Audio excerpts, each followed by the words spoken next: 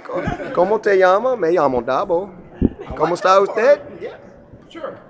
Bien. Whatever. I got it. That's where it ends. That's it. That sucked in Spanish. That was pretty good. Yeah, no, man. I had 4 years of Spanish. I was pretty good at one time. I was pretty good. I could function. And you don't use it, you lose it, right? Do you go in Mexican restaurants and use it now, or you just No. I mean, I got the basics. Got the basics down, but no. Chips, salsa? What's that? Chips, salsa? Chips and salsa. I love chips and salsa and the cheese dip. Yeah. Have a guy who's salsa. My dad was so funny. In fact, I told this story at his funeral. He talking about Spanish, and he had this place that he lived in for a long time, and then when he moved out of there, he rented it out, and it was a Spanish family that was living in his place, and it I guess been renting it for a while, and I didn't know this, but the guy that worked with my dad every day was telling me. My dad, he was a good guy, but he was a character now, and and he was my dad give you the shirt off of his back. I mean, he just how he was. I mean, he just give it to you, and he was so kind to so many people. I mean, I can't tell you how many people have told me your dad never charged me to fix my washer. He never did this. That's just how he was. He was known in his little community that way, and. But he evidently they had not paid his rent, and they were like, I don't know, 2 or 3 months behind, and Dad was complaining to Jason, and he's like, that's it, by God, I'm going to get my money right now. He's just going off, and Jason's like, Irvil, you don't know. Irvil, you don't speak Spanish. You can't speak Spanish. You don't need to go down there and get in this and that. He's like, well, by God, I can't speak Spanish, but there's one thing they know. Adios. I tell you that, adios. Pay me my dinero, adios. And I'm telling you, I laughed. When Jason told me that story, I laughed. And in fact, I told that at his funeral because that was my dad to a T. Just so funny. So anyway, my Spanish is better than my dad's. He knew adios. That was it. It ended right there. Before we get to FSU, did Coach Dorn give you your tracking number for the towels? He said he was going to send you. He did not. He did send me a text though. I appreciated that. He got some good humor out of it, and so anyway. Onward. Is it good that you guys can kind of put that behind you? Yeah. Oh yeah. Onward. Move on. Yeah. We'll move on. Coach, NC State plays at Boston College at noon, so you may have already clinched the division by the time you kick off. Obviously, that's not going to affect how your team plays, but is that something you'll let your team know about the outcome? I won't. I could care less. It don't. We are in no shape, form, or fashion sitting around here worried about what somebody else does. We're just trying to take care of our business, and if somebody's worrying about that, then we don't have the right mindset. And if you don't have the right mindset going into something, it's usually not good. I think it was the same situation in 2009, if I'm not mistaken, when we won the first division. But same thing. You didn't mention it to the team. What happened during the game? No, we got to go play a great game. That's what we got to do. Play a great game. Have you been pleased with the way the team's responded after an emotional win last week? On the road this week.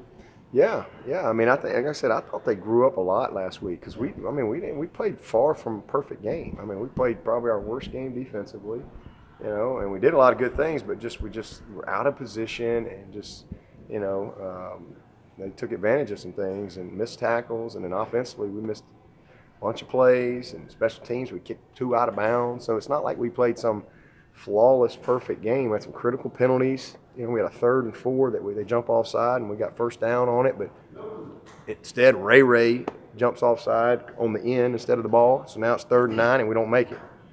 And we had to punt.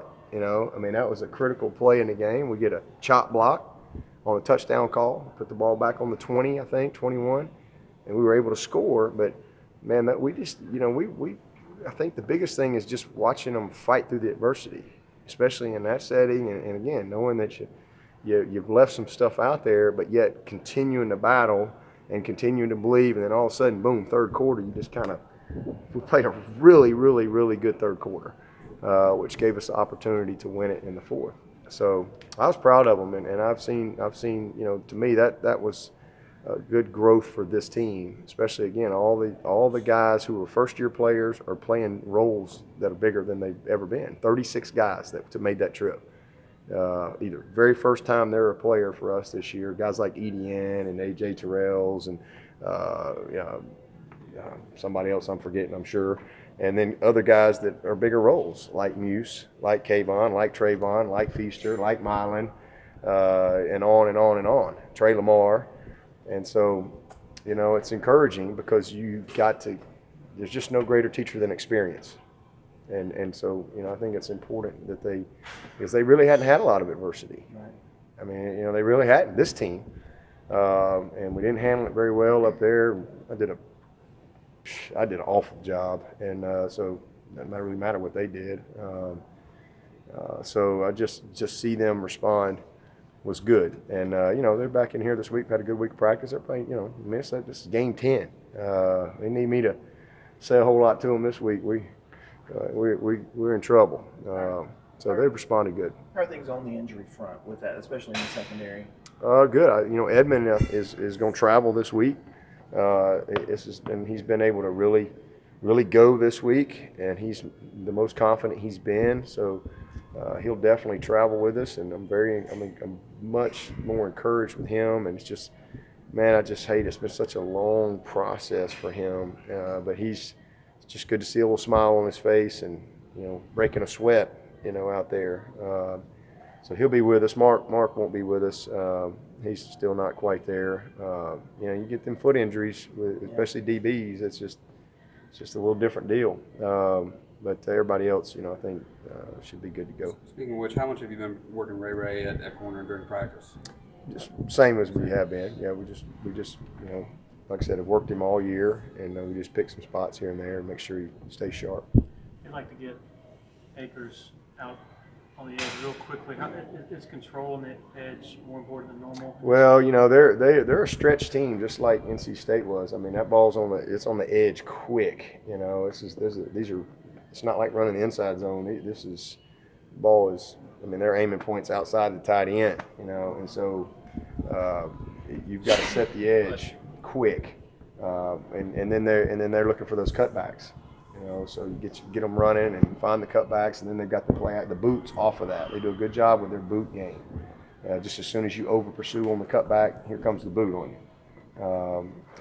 They do a great job of mixing that stuff up, but absolutely. And they run the quick toss into the boundary a lot. They get in a lot of bunch sets, which they do that for a couple reasons. One, to create leverage in the run game, but then they got a lot of passes off those bunch sets. Same thing, to create leverage in the passing game. They'll take that guy and take it to your safety, and then they'll take this guy, corners outside leverage, and they're going to throw an inside cut to it. So there's a lot of challenges that come with their formationing, and but we see it, we practice it, we've got a good plan, and just got to go execute it. But it's critical that we set the edge on these guys because they turn the corner, and Patrick's going to probably be back this week too. And he's a heck of a back, but they're built on speed. And if they get on that corner and get downhill, you're in trouble. So you got to fit it right.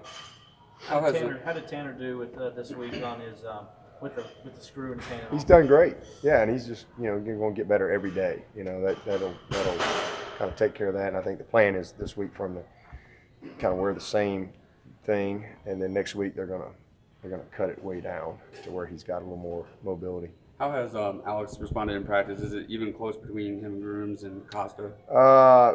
Costa was sick today. We had a little stomach bug. We've had a couple guys get a little stomach bug, but he was puking today, so he wasn't there. But Grooms has had a great week. He's had a great 2 weeks. Grooms came down to the last kick on Thursday, literally. In fact, we had to go into overtime last week, and Grooms won it in overtime.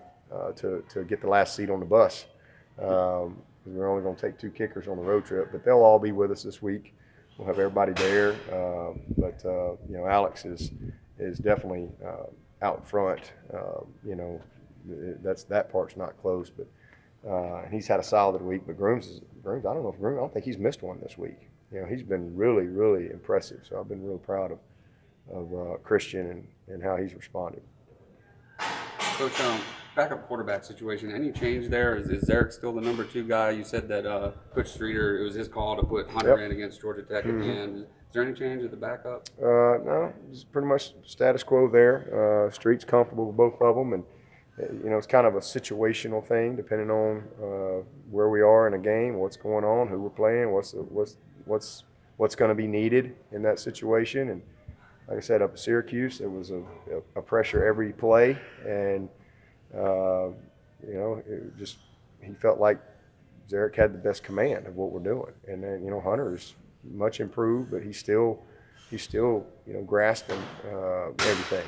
But whereas in the I don't know, was it Georgia Tech maybe, not near as much pressure and a little bit more of a running situation and things that he was a little more comfortable with that Streeter was comfortable with. So listen, I trust Street. He's a heck of a coach. That's why I hire him, coach quarterbacks. I don't get in there and try to coach. I mean, I coach them all the time, every day at practice, but I'm not, I'm not the guy to run in there and say this is, I want him to be in command of his room.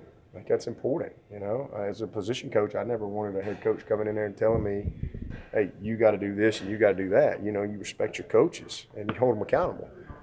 So I trust Street, man. He's a great quarterback coach, and he's got a great feel for those guys, especially where they are, maturity-wise, mentally, and if something happens, first thing I'm gonna do is I'm gonna say, Street, what you got? And he's gonna tell me, and that's what we're gonna do. And then something doesn't go right in the game, you make a decision. But that's why you hire these guys.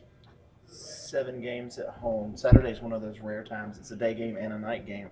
What would your message be to the fans, considering a division's on the line? It's orange pants for this game. I mean, first of all, there's only 2 games left in the Valley, and we sit around and moan and groan all year long waiting for football to come. The season has just flown by.